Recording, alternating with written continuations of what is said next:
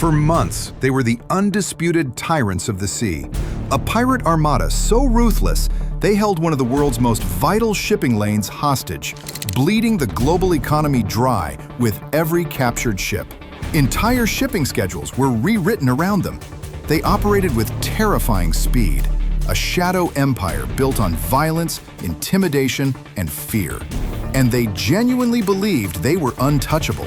To them, naval patrols were predictable, container ships were helpless giants, and the night was not a risk, it was protection. Then, one night, the silence came. No warning shots, no radio chatter, no distress calls. They were wrong. What they didn't know was that a new kind of hunter was coming for them, a silent, invisible swarm that wouldn't confront them head-on, but would dismantle their entire operation piece by piece in a single night, leaving them powerless, confused, and exposed in open water. This isn't a story you'll find in any official military record. It's pieced together from intelligence whispers, unofficial briefings, and emerging doctrine. A glimpse into a brand new era of warfare that most of the public never sees. This is the story of the secret drone tactic that stopped a pirate armada overnight. The Serpent's Coil.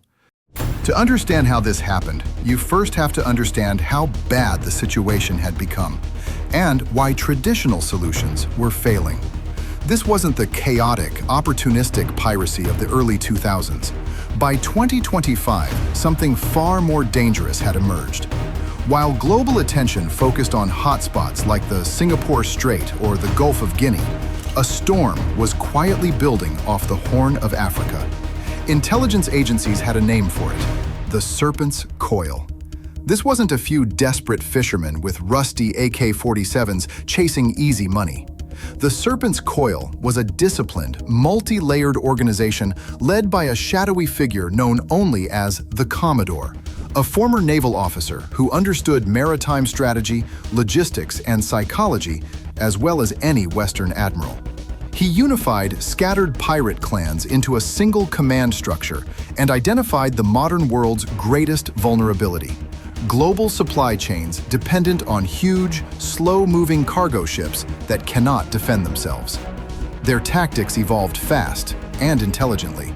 Hijacked fishing trawlers were converted into long-range motherships, allowing attacks hundreds of miles offshore, well beyond traditional patrol zones. From these floating bases, high-speed skiffs armed with RPGs and heavy machine guns struck with military coordination. Encrypted communications, patrol tracking, and informants inside key ports gave them near real-time intelligence on ship movements and cargo value. They established a de facto maritime toll zone. Ships that paid passed through untouched. Ships that refused were boarded, crews taken hostage, and cargo seized or ransomed. Within 6 months, insurance rates exploded, shipping companies rerouted vessels around Africa, and global transport costs surged into the billions. Analysts quietly warned that if left unchecked, the damage could exceed the $12 billion peak of the last piracy crisis and potentially ripple into a broader global supply chain shock. International naval forces were present: UNAV-4, Combined Task Force 151, surveillance drones, helicopters, destroyers. They scored tactical victories, intercepting skiffs and rescuing crews. But strategically, they were losing ground. The Commodore understood asymmetric warfare. He never needed to defeat a destroyer. For every pirate group intercepted, another appeared dozens of miles away. The ocean itself was his greatest ally. Naval forces were stretched thin, burning fuel, money, and political goodwill chasing targets that dissolved back into open water. The Serpent's Coil wasn't just surviving, it was entrenching itself as a permanent hostile force at sea. The Unthinkable Solution. Behind closed doors, quiet panic was setting in. Publicly, the world saw headlines about hijacked ships and rising fuel prices. Privately, military planners saw something far more alarming: the possible failure of modern sea control itself. Every conventional option was deeply flawed. A coastal invasion was politically impossible. A sustained blockade was expensive and ineffective. Missile strikes risked civilian casualties, hostages, and international fallout. They didn't need a stronger response, they needed a smarter one. That's where Task Force Chimera came in. Chimera didn't exist on any official roster. It was a temporary fusion of special operations planners, CIA, and MI6 analysts, and engineers pulled from DARPA's most classified programs. Their mandate was brutally simple: end the threat, fast, quietly, and with minimal loss of life, or admit that the system had failed. Their analysis confirmed what everyone feared. The Serpent's coil was powerful precisely because it was distributed. Destroying one ship or one leader meant nothing. The entire network had to be neutralized at the same time before it could react. Then came a proposal that initially sounded reckless. A DARPA engineer suggested a single-night operation aimed not at killing pirates or sinking ships, but at removing their ability to function altogether. No explosives, no firefight, no visible battle, just total technological paralysis. The plan was named Operation Nightfall. Instead of launching from aircraft carriers or air bases, where the pirates were actively watching, the drones would be launched from inside Somalia itself. The concept drew directly from real covert operations, including Ukraine's deep strike drone missions and Mossad's assembly of drones inside hostile territory. Drone components would be smuggled in, assembled in secret, and unleashed all at once from the coastline the pirates believed they controlled. If exposed, it would be an international scandal. If it worked, it would quietly rewrite maritime security doctrine. The order was given: forging the Ghost Sword. At the heart of Operation Nightfall was a classified drone designated Spectre 7. Small, stealthy, and nearly silent, it had a radar signature comparable to a seabird. Its shielded electric microturbines produced no recognizable engine noise below a few hundred feet, especially over wind and waves, making detection at night almost impossible. But a single drone wasn't the weapon. The swarm was. Spectre 7 drones operated through shared AI, behaving less like individual aircraft and more like a single living organism. They exchanged data constantly, reassigned tasks automatically, and adapted instantly to losses. Human operators didn't fly them. They issued intent, and the swarm executed it with machine precision. Each drone carried 2 non-explosive payloads. The first was the Wraith electronic warfare system, capable of jamming communications, spoofing GPS, and firing focused microwave pulses that disabled radar, navigation, and engine control systems without destroying the ship itself. The second was Stinger, a precision kinetic projectile designed to destroy engines, rudders, or weapons mounts with surgical accuracy, rendering vessels helpless without killing crews.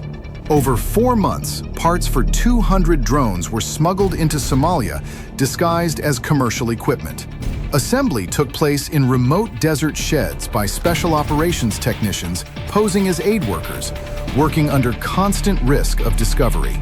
When the final drone was ready, a single encrypted message was sent back to command: "The orchestra is ready." A night of chaos. The night chosen was moonless, with steady offshore wind, perfect cover. Over 40 pirate-controlled ships sat clustered offshore, surrounded by patrol skiffs and captured merchant vessels. From the pirates' perspective, it was routine. Another night of control, another night without consequences.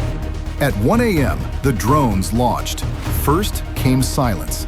Radios died. Satellite links vanished. Radar screens flooded with false contacts. Navigation systems showed impossible positions. In seconds, the Armada was blind, deaf, and internally isolated. Then, engines began failing. Skiffs lost propulsion. Rudders locked. Bridge systems shut down. Precision strikes shattered weapons mounts, engine blocks, and control systems without a single explosive detonation. The pirates never saw their attackers. They never heard them. They fired wildly into the darkness, hitting nothing.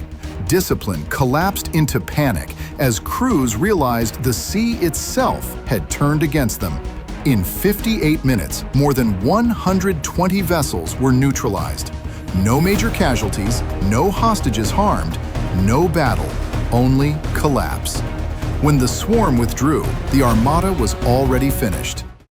Aftermath and the legend.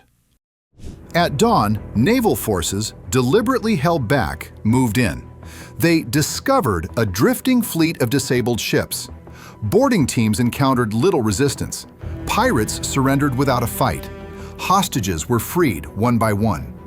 Official reports blamed catastrophic equipment failure. Pirate survivors told a different story, of invisible spirits, of the air itself turning against them, of jinn that hunted them from the sky on a moonless night. Operation Nightfall was never acknowledged. Task Force Chimera dissolved. The Spectre 7 drones vanished back into secrecy. Only one thing remained, a suddenly safe shipping lane and a legend that spread through the criminal underworld, deterring piracy more effectively than any naval patrol ever had. This story is fictional, but its foundations are very real. Drone swarms, electronic warfare, autonomous coordination, and covert deployment already exist.